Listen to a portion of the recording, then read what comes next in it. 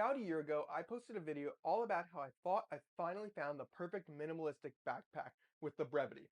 Something more casual, a bit smaller, and a bit less like a traditional camera bag. But that bag had a lot of issues. It was overpriced, it was a bit too small for me, and honestly, not very comfortable. So when the PGYTECH came out with the OneGo Lite, it looked like it fixed all the issues I had with the Brevite, including the price. Before we get into this overview, I do want to disclose that PGYTECH did send me this bag to review. I'm not being compensated for the video, but I do get to keep the bag. Now with that out of the way, let's dive into it with build quality. This bag feels great. All the materials feel high quality. It uses a more traditional looking fabric than a lot of PGYTECH's other bags, but it's still water repellent. That material makes it look a lot more like a classic JanSport, which I really love. There are two sturdy grab handles that feel solid, the YKK zippers glide smoothly and don't snag on the corners. Overall, I just feel like I can toss this bag around and I don't have to worry about the wear and tear. PGYTECH's bags I've used in the past have all held up really well, and I have no doubts that the OneGo Lite will hold up really well throughout the time as well. That being said, I've only had this bag for about a month, so it'll take time to really know how it'll hold up, but I'm confident in it. The physical design of the bag is almost as good as the build quality. It looks great and it feels really well thought out. It's the little touches that make a difference. The dual grab handles, the guides to keep the straps from dangling, and the multiple access points. This bag is also super light. I'm used to heavier duty camera bags, so the lighter weight was a welcome surprise. And like every other PGYTECH bag I've used, it stands up on its own, which is so nice. The outside of the bag is pretty simple. On the front, there's a small pocket. Honestly, it's not the most usable. It works well for keys or wallet, but if you have the bag fully loaded, the pocket loses space and becomes a bit tricky to use. It's a nice to have, I just wish it could be more functional when the bag's packed out. On the right side, there's a water bottle pocket that also doubles as a tripod holder, with a strap on it to keep it secure. On the left side, there's no water bottle pocket, but you do get quick side access to your gear. You can swing the bag around, unzip the side, and grab whatever you need. When you open up the side access, you'll notice on that panel there's a little zipper. If you open that up, there's 3 spots to hold batteries. Now, if you do have smaller batteries like that of an X100V, you could probably double up and put 2 batteries in each slot. So, since we're already getting into the inside of the bag, let's open up the bag and see what we've got. The top section opens up like a standard backpack, just one big open space. There are a couple of mesh pouches in here for smaller items, but otherwise it's just a big catch-all. I do wish the top zip would open a little wider for just easier access. Usually up here I'll keep things like a change of clothes, snacks, a charger, or even my Retroid Pocket 5. You can also access the top section from the back panel, which we'll get to in a second. You can get into the bottom section through 2 ways. First is the side access, which we already talked about, although it's a little awkward because the top compartment cuts into that space a bit. I'm not a big side access user, so it didn't bother me much. The second way to get into the bottom portion is through the back panel. The whole panel unzips, revealing the entire interior. The top and bottom sections are separated by a zipper, which I love. It provides separation and it gives you access to everything at the same time. The bottom compartment is set up like a traditional camera cube. It uses foam dividers. Honestly, they're not as nice as PGYTECH's higher end bags and the dividers that come with them, but it's totally acceptable at this price point. Think of it as a half camera cube. The top and bottom structure is fixed in one big divider, but the rest are modular and you can move them as you need. You can also remove all the dividers and just use this bag as a normal backpack if you'd like. On the inside of this back panel, there is a laptop sleeve. I put my 11-inch iPad Pro in here and it fit perfectly.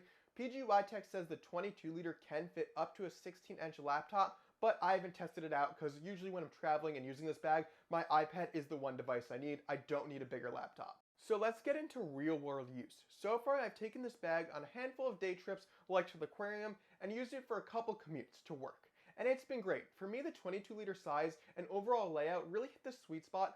It's comfortable to wear all day, but doesn't stand out or scream, I'm carrying expensive gear. But it still keeps that gear safe and secure. Alright, let's see how I pack the bag for a day outing with a bit more of a photography focus.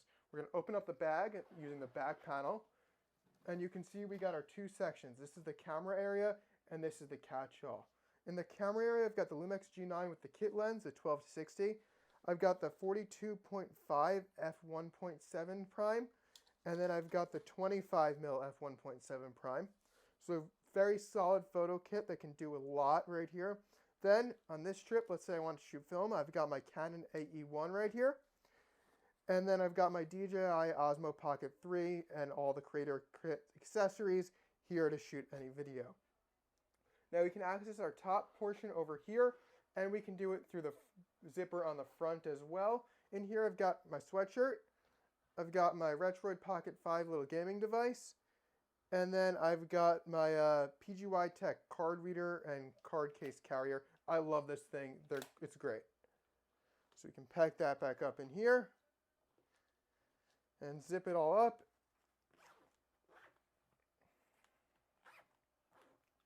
And then let's look at the laptop sleeve. Like I said, I don't often carry a laptop with me. I actually don't even own a laptop, but if I did, I could put one in here. In here instead, though, I've got my 11-inch iPad Pro. I do a lot of my editing, photo and video on this thing. It's great, and it's held up great over the years. So now we're looking at the side of the bag. Here you could put a Gorilla Pod or a tripod. I don't have anything in here right now. I wouldn't need it for how I have it set up, but you could put it in here if you want. I've heard there is some people who struggle with putting larger water bottles in here, so just keep that in mind. I think a small 16-ounce water bottle should fit fine. So you also see this front pocket here. You open it up with this nice corded paracord loop, and in here I have my keys. It's a bit hard to get to. This pocket's fairly big, but the opening's small. But it can fit keys perfectly, so they're out of the way and there when I need them. So we can zip that back up.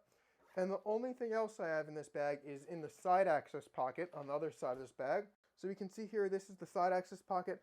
I'm going to open it up. With it opened up, I'm going to do this zipper right here. And this is where I hold my batteries. Like I said, there's 3 slots. I've got 2 batteries in here. These are the G9 batteries, so they take up the whole slot. But if you're using a smaller camera like the Fuji X100V, you could fit 2 batteries in here, no problem. There's also a little pen sleeve up here to carry a pen with you. I don't usually carry a pen with me, so I have that empty. And just to show you, this is the other way to get into that top portion. Like you can see, I've got all my stuff that I showed you already in here.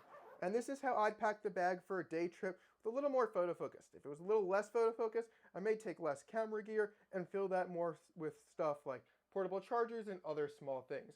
It's a very versatile bag. It's really great for these day trips when you don't need a full-fledged camera bag. So, who is this bag for? At first, I thought it was just a better alternative to the Brevite. And it is a better alternative to the Brevite.